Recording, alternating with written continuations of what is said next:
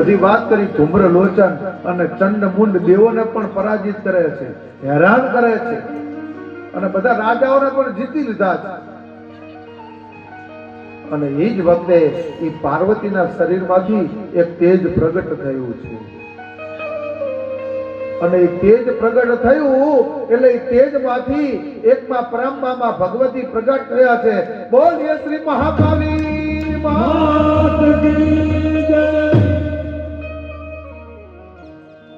એમાં પાવાને ગઢથી ઉતર્યા પાવાતે ગઢથી ઉતર્યા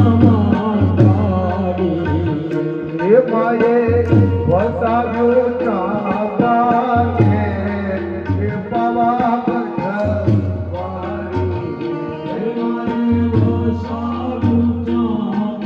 ગઢ